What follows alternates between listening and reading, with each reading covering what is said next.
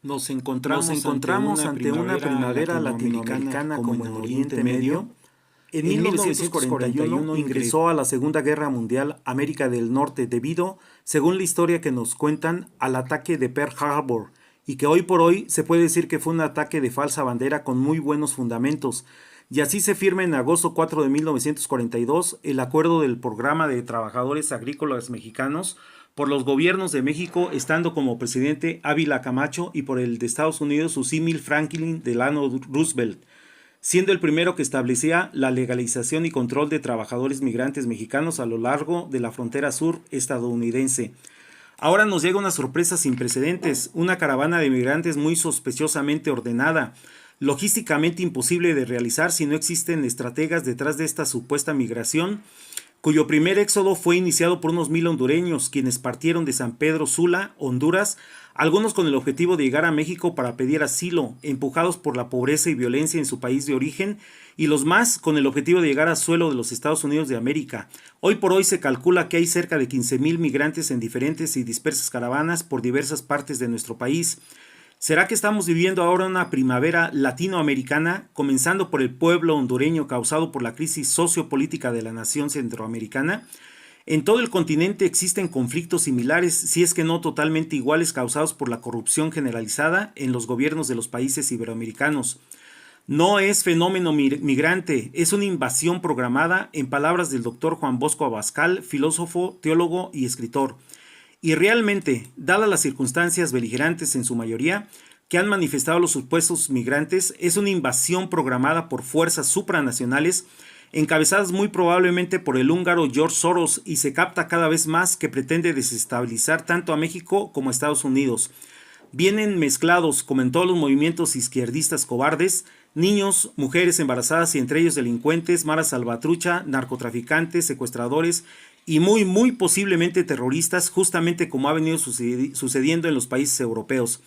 El gobierno saliente es cómplice por no retener, mediante el uso efectivo y eficiente del ejército y con las leyes internacionales en mano, esta invasión que no migración con cara de humanitaria.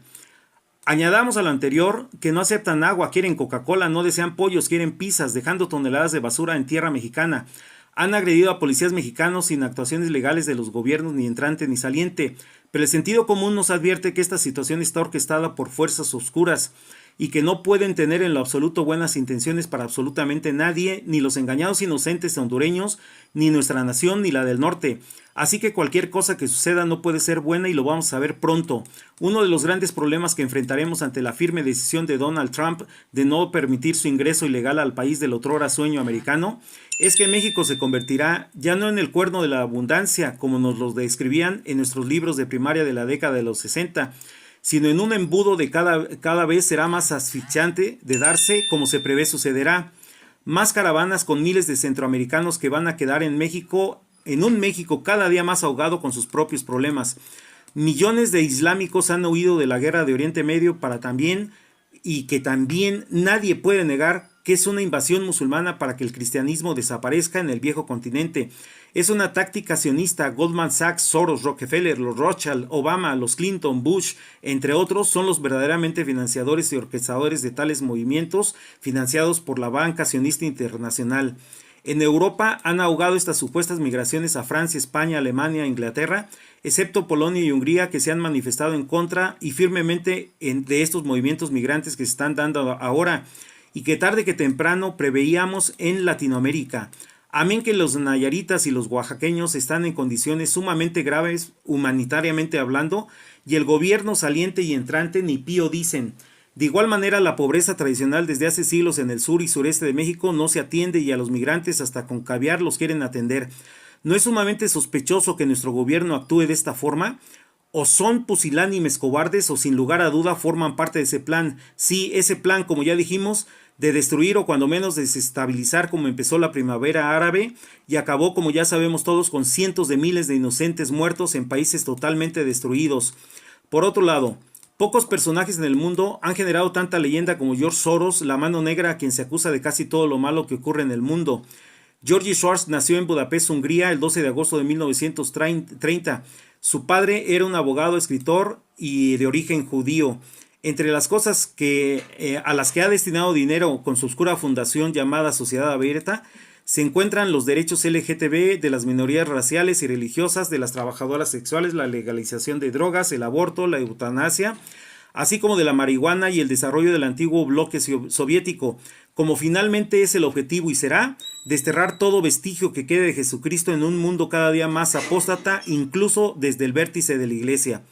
Soros apoyó a John Kerry en su candidatura y a Obama, y desde entonces se considera desde ciertos sectores conservadores que Soros apunta y el expresidente dispara. Se ha acusado a Soros de estar detrás de todos los movimientos subversivos de los últimos años en varios países. Pues bien, siguiendo con los migrantes, sabemos que después de la estrepitosa caída del PRI, que tiene como cara visible, estúpidamente visible, al aún presidente en funciones Enrique Peña Nieto, quien representa el peor sexenio de toda la historia de México, el clímax de la corrupción revolucionaria, el latrocinio y traición más rapaz de que se tenga memoria, además de la impunidad más denigrante que ha tenido México, con su séquito de ladrones y que pareciera estar en contubernio con la caravana hondureña,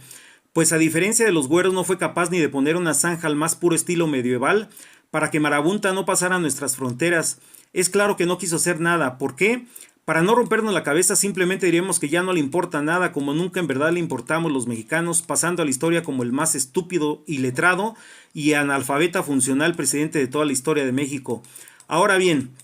todos sabemos que el ídolo del reciente presidente electo, Andrés Manuel López Obrador, Benito Juárez, quien fue masón, mentiroso y traidor a la patria, es la inspiración del llamado Peje, quien dice traerá para México la cuarta transformación.